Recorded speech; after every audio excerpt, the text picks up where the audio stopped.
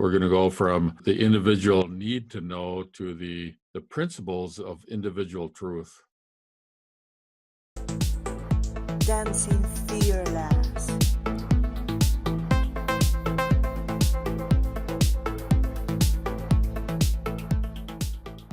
Living the principles of individual truth.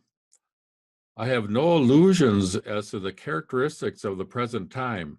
I know how much a stereotypical attitude, lacking all individuality, is prevalent everywhere. Many flaunt a way of life that follows only the current cultural trends. So I take it that Steiner wasn't a hip dresser. He wasn't wearing the latest fashion. But I also know that many of my contemporaries strive to conduct their lives in the direction of the principles I have suggested. To them, I dedicate this book.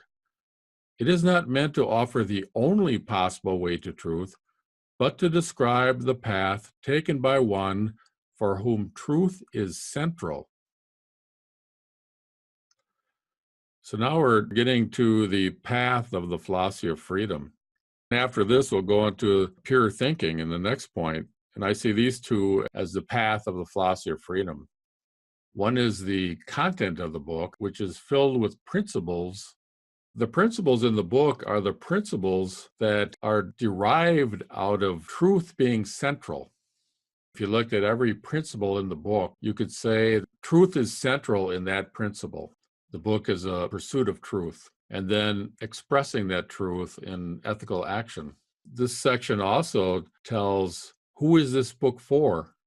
If you want to follow cultural trends and you want to conform, be a conformist to everything, you want to blindly support any particular group you're in and just repeat their talking points, well, this book is not for you. This book is for those who prefer individuality, prefer inner truth, prefer independent thinking.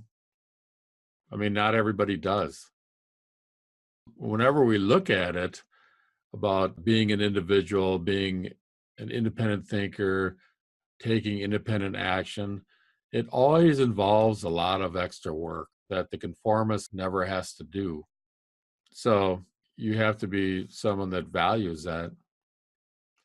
Now, I see this on YouTube a lot. They tell us that they're really committed to the truth, committed to this and that. But then when there's a crisis comes up that affects income, all of a sudden it's like, whoa, what do I got to say to protect my income? What's the value of truth being central? I can give you one reason why it's important, and I've learned this in life. Truth is what leads you to reality. If you have the truth of something, you're grasping the reality of a situation. If I'm grasping the reality of a situation, I can handle it. Where I have a problem, if I'm caught up in a fear not based on reality or some misrepresentation of reality, can become very overwhelming, and you may not be able to handle it, because how can you handle something that's an illusion? It's not true. How do you feel about truth being central? A lot of censorship happens because that opinion hurts somebody else's feelings.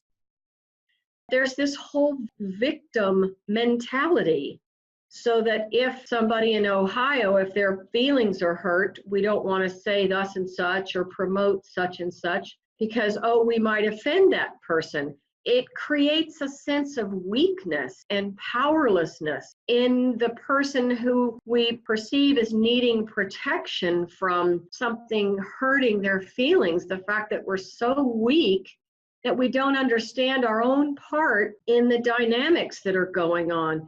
We have to have a whole group come to our aid and defend us. For us, we feel injured in some way and so weak-minded that we have to have protection from outside of us. And it just drives that sense of even greater weakness. And yet, on the other hand, I see groups out there where people are just saying very clearly, if this issue is going on in your life, you need to look at your own side of it. It doesn't have really anything to do with what that person said to you. It's your reaction to it. So there's another group of people that are saying, that's a perfect opportunity to learn how maybe some of the principles or the programs you're carrying in yourself aren't so effective.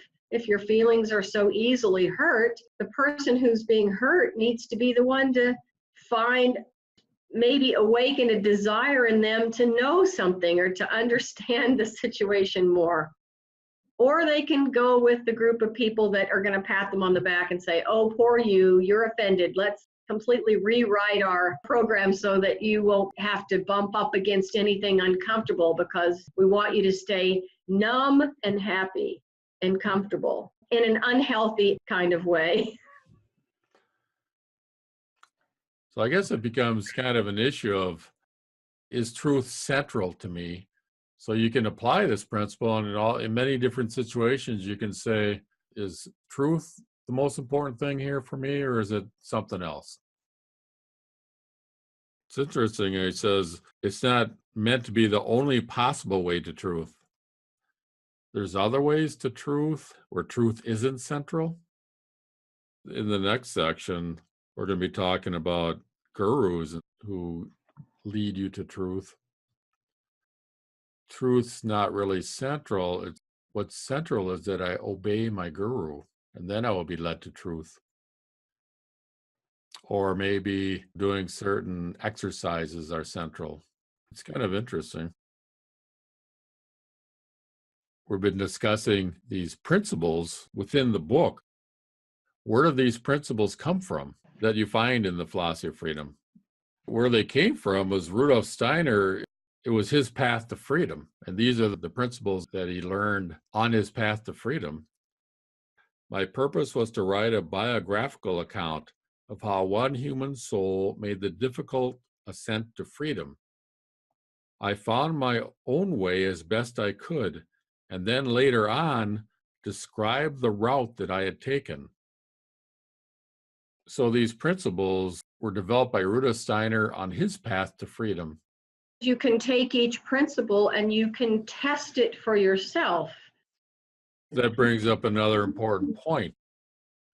What I was really trying to do in the philosophy of freedom was to locate freedom empirically and thus put it on a solidly scientific basis. It's more than arbitrary principles. He's trying to develop a science of freedom, which really means these principles are verifiable. That's what I meant. Yes. I consider the study of the philosophy of freedom as kind of a verification process of the principles in the book. He doesn't just give a principle, he gives a description of a whole process, whether it's a willing process, a thinking process, a perception process. The idea is that by reading the philosophy of freedom, I begin to find new principles that take the place of these old programs. And I begin to find new ways of relating to family or coworkers or staff members. The philosophy of freedom is a study of human nature to help you sort all that out. It's the education process of these principles. It puts human nature all in order. The willing process, the feeling process, the thinking process, the cognitive processes, perception, conception. It puts it all in a nice order. So then you can see how everything relates to each other. Then you can start, functioning out of knowing who you are, rather than just, reacting to this and not understanding your feelings. The principles of your conditioning may be stronger than other principles that you happen to read tonight or something. Just knowing the principles isn't enough. That's why you have the practice of pure thinking as a second part of the path. So you really have to have both of them working together. Everybody's clear about the problem of conditioning. Our behavior becomes programmed based on our prior conditioning. To be free, you have to overcome that. And that's where the pure thinking comes in. You rise up and enter a place free from all the biases and all the conditioning. And when you enter a place of pure universal thinking, you rise above all that into a place where you can think without being controlled by all these other forces.